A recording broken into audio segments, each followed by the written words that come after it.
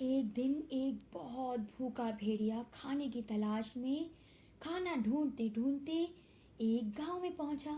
گاؤں میں اسے ایک گھر کا دروازہ کھلا دکھا اور وہ فوراً سے اس گھر میں چلا گیا۔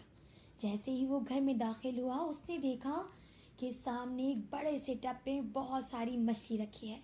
وہ کھانا دیکھ کے خوش ہوا تھا۔ اس گھر میں ایک آدمی ہے، اس کو دیکھ کے وہ بہت ڈر گیا اور اپنی جان بچا کے بھاگا۔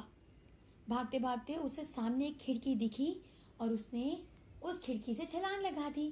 جیسے ہی اس نے اس کھڑکی سے باہر چھلانگ لگائی، کھڑکی کے باہر ایک نیلے رنگ کے ٹب میں وہ گر گیا۔ جیسے ہی اس ٹب سے باہر نکلا تو وہ پورا نیلا ہو چکا تھا۔ اس نے ادھر ادھر دیکھا، اسے کوئی نظر نہیں آیا تو وہ فوراً جنگل میں بھاگ گیا۔ دوسرے دن جب وہ جنگل میں سیر کو نکلا تو سارے جانور اس کو دیکھ کے بہت حیران تھے۔ سب ادھر ادھر بھاگنے لگے اس کو دیکھ کے، اور جلدی سے جا کے اپنے جنگل کے بادشاہ شیر کو کہا کہ ہم نے ایک نیلے رنگ کا جانور دیکھا ہے۔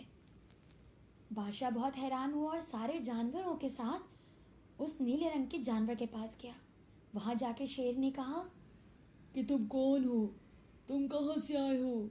تو بھیڑیے نے کہا میں جادوئی بھیڑیا ہوں، میں تم سب کو دیکھنے آیا ہوں کہ تم سب اس جنگل کا خیال کیسے رکھتے ہو، اور میں جہاں رہتا ہوں وہاں کا میں بادشاہ ہوں، بادشاہ۔ یہ سن کے سارے جانور بہت خوش ہوئے اور انہوں نے اس نیلے بھیڑیے کو اپنا بادشاہ مان لیا۔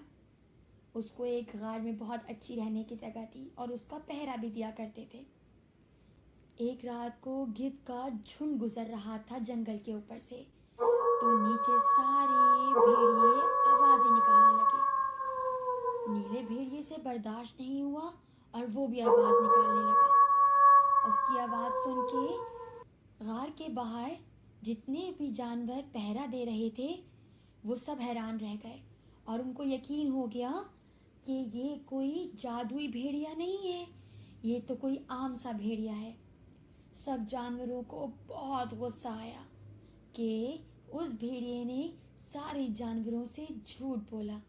سارے جانور بہت غصے میں بھیڑیے کے پاس گئے اور چاروں طرف سے اس بھیڑیے کو گھیر لیا۔ پھر سارے جانوروں نے بھیڑیے کی خوب پٹائی کی اور بھیڑیا وہاں سے جان بچا کے بھاگ نکلا۔ اس طرح بھیڑیے کو اس کے جھوٹ کی سزا مل گئی۔